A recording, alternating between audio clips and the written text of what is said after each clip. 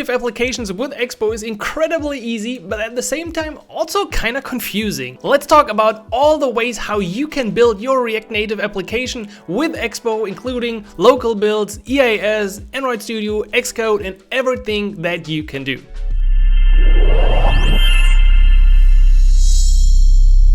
Hey everyone, what's up? Simon back here with another tutorial on clarifying what you can do with Expo in your React Native application in terms of building your app. So here we go. I have a completely blank new application and we're gonna straight dive into this because the first thing is so easy. You're just gonna run npx expo and then you can follow this up with start, or you can just do npx expo. This is the easiest way of building your React Native application with Expo. It will give you a QR code that you can scan with your Android device, with your iOS device, or you can simply press A, I, or W to open Android, iOS simulator, or web. So I will just go with I, which will bring up the iOS simulator. I'm gonna place it somewhere here. At the same time, I will show you this. This is my device, and we see right here, I do have an Expo build running on my computer, so now on my actual device I can also launch the Expo Go application and I will get the preview of my application. So this is really the easiest, the fastest way to build your React Native application with Expo. However, there are considerably downsides to this. Just want to show you quickly to clarify this. We do have live reload in here if we're using this application. And the cool thing about Expo Go is that we can now also, for example, press Control-Command-Z. There's a different shortcut for Android, which opens up this nice view. We're gonna come back to that later, but just keep in mind, this is not the default debugging view of React Native. So how does all of this work? I just wanted to really quickly dive into and show you how fast it works. This is an application that comes bundled with a lot of SDKs from Expo. That means if we're using the camera, some kind of contact plugins, file system, whatever it might be, it is usually already bundled with this application. You can just use it right out of the box. However, what if you want to use something like React Native Vision Camera or some other package with native modules that is not included in this app? Well, then you have to turn to something else, and that is what we're going to talk about in the second step. So it's really important to understand that Expo Go is a great way to quickly spin up your application. It is okay for using it while testing. You can use it like the complete time if you're only using the Expo SDKs and modules here. Then it's completely cool. However, there's also another downside right now. Since Expo SDK 50 or 51, there's only one version of Expo SDK bundled with the Expo Go app. So in the past there were multiple SDKs included. That's not the case anymore. So you might get into problems here and there as well. And that means Expo Go is nice for quickly looking at your application, for starting out. You don't need Android Studio, Xcode. You see, nothing is here in my folders, and it's really an easy way to look and share your application quickly. But usually you want to take things a step further, and that is where pre-build comes into play. So Expo pre-build basically means it will take the information you've specified in your app.json. There might be a block about plugins. It might include some native settings, some config plugins, and then you generate an actual native project. This usually works like this. So let's stop this here, and we do npx expo pre-build. We don't have to follow this up with anything. This usually now asks us, okay, what would you like to name your package? This is the bundle ID. We'll just stick to the default here. Same for iOS, and then it will create native folders for Android and iOS based on our application. Now, here things get a bit more complicated because you can now launch them through Android Studio, Xcode. You can continue to use the Expo CLI. There's the term continuous native generation. So there's a lot already going on after you leave the comfort of the Expo Go application. But bear with me, we're gonna walk through this. So now that you have these Android and iOS folders, the easiest way to run your application is going ahead with npx expo run. and then follow this up with either Android or iOS. So I will just do npx expo run iOS. I will also now close this so we see what's going on. We don't need this right now. By the way, AI is changing the game for app development. Firebase is here to help. By the way, if you run no npx pre-build and just run npx expo run iOS, it will actually also on the first run do a pre-build of your project. So it's kind of the same. And this might take a while because now we are actually building our own native application that will be built to our device. So let's wait until this is finished. Alright, so the build finished and we kind of see the same output. It looks like we're still using the Expo Go application or what's going on, but notice the difference. We are now using a development build. So this is an important term, and there you can actually still switch to the Expo Go app by pressing S. So now we have a build and the simulator here asks if I want to open this, so I click open. And we get kind of the same experience that we had before. Once again, we should have live reload, so I can change something and it quickly changes in here as well. What has changed? Now, this is our own application. You see, I launched this and I did not launch the Expo Go application. That means on my device, I also now lost the connection. If I wanted to also deploy this to a device, I won't have to follow up the commands, so I don't want to mess up the command. Let's do a new terminal, npx run iOS -- device. Then I could build straight to my connected device. And by the way, this should now also work over the network, so you don't even have to connect your device to your computer. One caveat also that I want to quickly mention is I'm running this here on a Mac. And you need a Mac to do a pre-build for iOS and to run this project on iOS, the simulator, like this. If you're on a Windows machine, you can only do this for Android and you have to use EAS, which we will talk about in the end. So now we have our development build. As I said, everything's pretty much the same, but look at this. If I now press Command-Control-Z, I get the default React Native debugging menu because this is sort of a default application. It is a bit similar to what Expo Eject did in the past. You know, Expo Eject doesn't exist anymore, and pre-build is the thing that gives you the most flexibility. So at this point, I can install any kind of native module in my React Native application with Expo and use it here in my pre-build. If I want to get back this cool debugging menu, so this is also described here as the developer menu, which you can, by the way, customize. If I want to get back this thing, I have to run a new command. So let's kill this and let's run npx expo install the expo dev client. If you install this package, your final application resembles more closely what you have seen previously in the Expo Go application. The only downsides to this approach is that in general, if you install a new package, you have to do a new npx expo run iOS. Also, one more thing to be aware of is if you add a new module that changes something in your app JSON, like under plugins, there's a new module, a new config plugin added that changes your native project. What you have to do is usually run again npx expo pre-build -- clean. Okay, so you don't need true or false at the end. You just need npx expo pre-build clean. This will basically wipe out your iOS and Android folders in your project and do a new clean pre-build based on everything, all the information in your app JSON. In the meantime, here's the project coming up and you see this is now using the developer menu. It gives you access to useful tools in your development builds. You can open it anytime with whatever. So let's continue and we see if I now press Control-Command-Z here, I get the dev client menu that I'm used to from the Expo Go application. So this is pretty much everything that you have to understand about Expo pre-builds.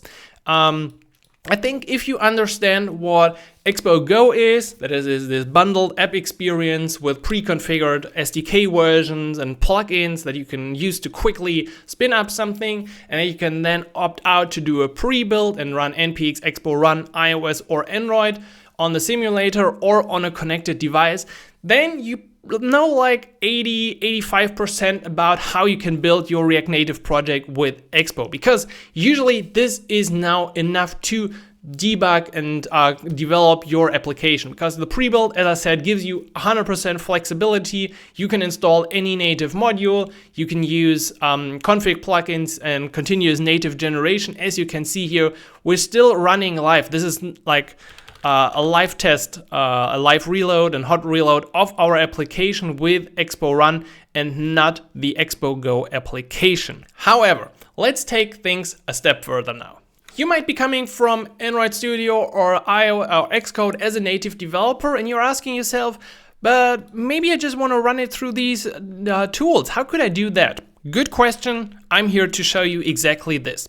So as I said, we do have an Android and iOS folder after doing our pre-build. So the pre-build is kind of like the prerequisite to do what we do now. What I want to do is I would actually like to open this. I previously could really open this this folder right here. Let's reveal it in the Finder. And then I will open the XC workspace. So this is a traditional Xcode project. Now, let's see what can we do. We can deploy this to the iPhone 15 Pro. I can do a run up here. And of course, at the same time, we could launch Android Studio. And within Android Studio, we could do something similar. Actually, I will open Android Studio because it takes like ages to open the stuff. So let's bring in the Android folder here and click open in Android Studio. Yes, I trust that project. And then let's put this to the background because this takes some time to initialize.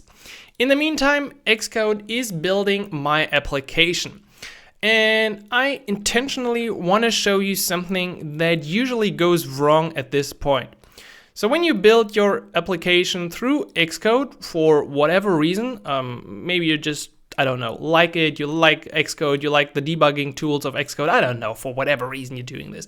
So if you do it from here, we see app is launching, but soon we should discover a problem because we already see it's trying to connect to Metro to develop JavaScript, but it's not really working. The problem here is that we still now need to start our local development server, because if I check this out, you see nothing is running. So I do have to run npx expo start again, --dev client. I don't know if I need that. I will just do npx expo for the moment. If I do this and I fetch this, we see now I can select my build again, I can connect, and my app is working straight through Xcode. Okay, what did we just do? Well, we just built the application, the React Native application through Xcode, but this app is still pointing to our local Metro server, which means it's pulling out the stuff here, and we have live reload and hot reload and refresh and whatnot. But what if I kill this? What if I want to install this application on a device of a friend? I can't, because I deploy it and then I see this. It's not really what I want. So if you want, I think they called it previously a standalone application that I can just like build on the iPhone of my wife, then I would have to go into Xcode, and now it gets a bit more challenging. So you have to now edit your scheme. You have to edit the scheme, and you have to go check here the build configuration. Right now it's set to debug. I will now set this to release, and I will close this. And then I will run this again to my simulator. Okay, so this is now building again. Hopefully it's not failing. And we're just gonna wait for a moment. And then we're gonna see what happens here to our iOS build. All right, so this build took really long, like about 5 minutes. I'm on a pretty fast MacBook, but this was really still super slow. But notice what we do have now. We do have this project. If I change something in here, ooh, we're not connected to my server anymore. Well, because we do have a release build of our application, which also means I can kill this, I can open it, and it opens like the regular final application. So that means if you change the release configuration here, in this case, the scheme to release, you actually get what you would finally submit to the iOS App Store. At this point, I could also now go ahead and run a product archive and do an archive build of this and upload the IPA. I do get a problem because, yeah, I haven't selected my signing, so we have to go here and select signing identity, then I would Simon, and then I could finally do, what is the shortcut for an archive? Wasn't there like a shortcut? Did they remove that? Anyway.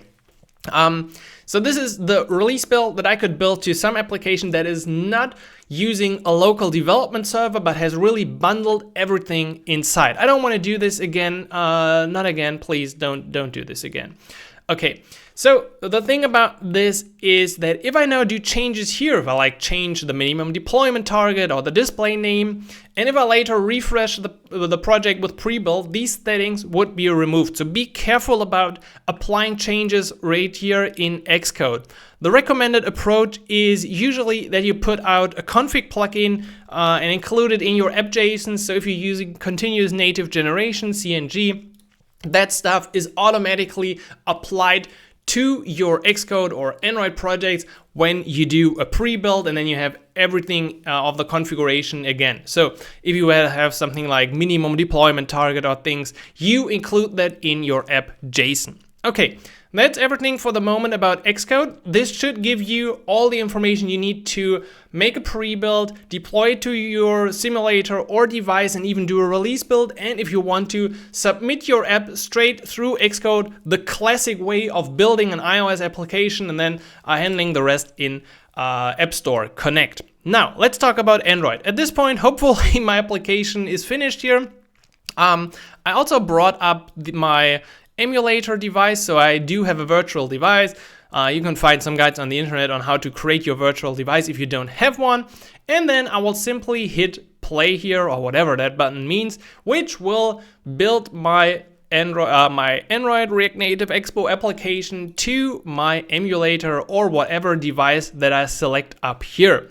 However, we're gonna run into the same trouble that we had with iOS, which means this, in the default case, is using a development instance, which means we have to do npx expo to spin up my local server, to spin up Metro.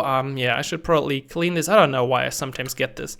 It's not really causing any problems, but it looks so ugly that I just want to get rid of it. So let's do npx expo again. This will start this. It is using, once again, a development build, and meanwhile, we see my app here on the emulator. Let's close this one behind this, and I'll select my server.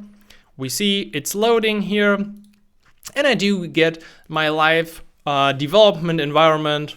Okay, so here we go, Android, quick change, and it of course instantly changes in my emulator, or if I would deploy this to a connected device. Good. I don't want to go through the whole process again because it might take time, but I just want to show you that if you want to do the same thing that we just did within Xcode with Android Studio, for whatever reason, because Android Studio comes in my hierarchy even way below than Xcode, you could go on the side. So let's see if we can see this. Down here, I think I can't zoom into Android Studio. So down here, there's something called build variants. You can click that one. And you're gonna see by default, it is set usually to debug. If you now change this to release, then what you can do is you can directly build your application as an APK or as a bundle. Okay, it is now changed to this. And you could now do, I think from the top menu, you have to select build. Where do I have to go? I think I first need to kill this, and then you can build bundle or build APKs. Let's say like build. It's instantly doing this. Isn't there not like a dialog coming up? well, yeah, if you do a generate signed bundle, then you go through the process. Okay, so you could now through Android Studio create an APK, create a bundle file in the usual way with the key store files and yada yada yada. I think that procedure, it should be pretty clear for the people who want to use this.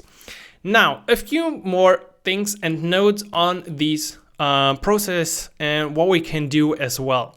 So if you don't want to go into these tools, you don't really have to. First of all, what we did in Xcode can be replaced by a command if we use npx expo run iOS. We had that part before, but if you pass in the configuration release, it's doing pretty much the same like changing our scheme.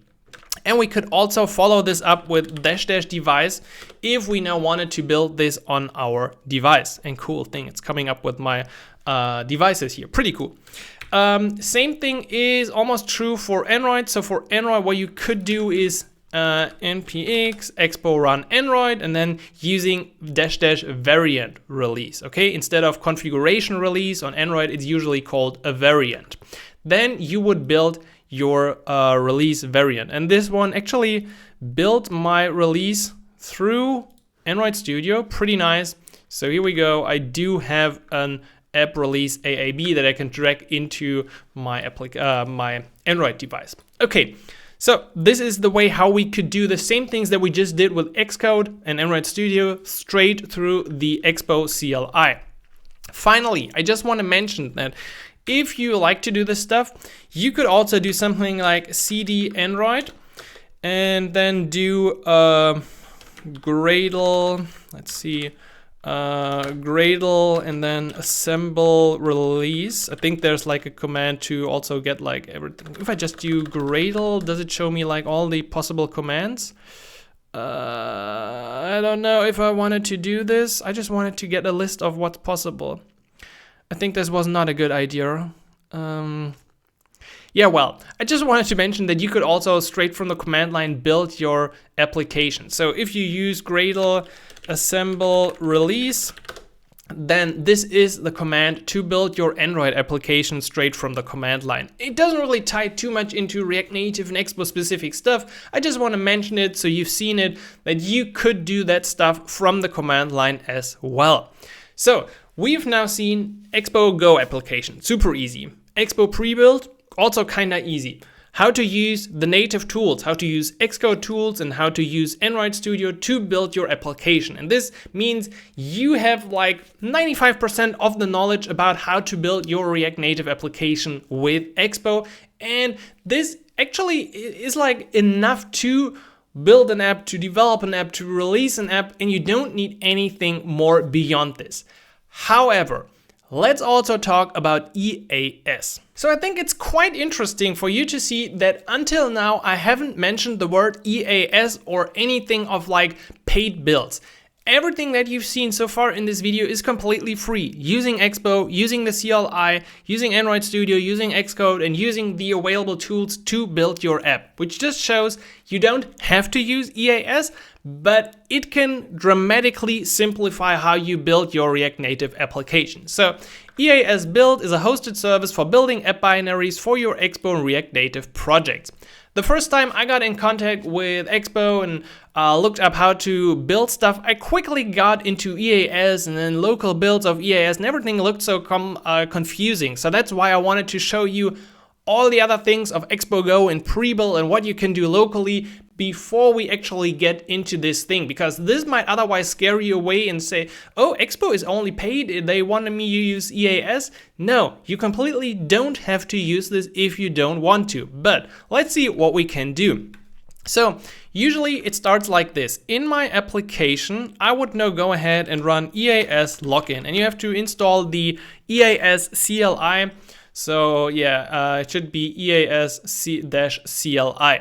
So now let me log in here. Logging in also means, of course, that you do need an account, but you can create one for free at expo.dev. Once you are logged in, you can run EAS build configure. So that configures our local project, okay? Would you like to automatically create an EAS project in your account? Yes, I do want this. So this is now creating my app in the dashboard right here. So if I go under projects, what did I call this right now? I think I called this Expo Build, right? At least I hope so. Okay, which platform would you like to configure? Let's say all. Alrighty then, your project is ready to build. It generated an EAS JSON. We're gonna have to look at that in a second. And I can now run EAS build when you're ready to create your first build. All right, let's first of all check out the EAS JSON. So this is a file that just specifies a few things about our project and how Expo can now build our Android and iOS application in the cloud. If you now want to build for iOS, let's talk about this. First of all, there's a block that you can add to your EAS.json. So for Android, this is quite easy. If you want an Android emulator build, for iOS, we need this little block usually. So let's put this right here.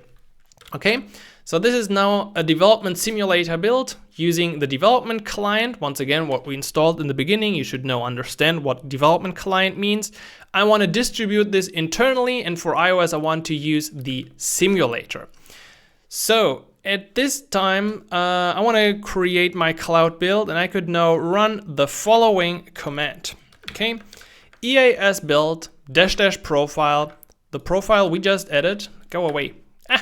Go away. So development simulator is the name right here of my profile, and then platform iOS is the platform iOS. All right, I can hit enter, and what happens next is that this would be built in the cloud on the Expo servers. And because I'm on a free plan, I usually get like in a lower tier. I do have some free builds per month that I can use. But usually if you're an agency, a company that's serious about that stuff, you would usually upgrade your account so you're in a higher tier of that queue. If I check out Expo build here, what is this? You didn't like my command? What's your problem? EAS build, yeah, whatever. Okay, so it's uploading my stuff to EAS. Build details are here. I want to open that page. Let's take a look.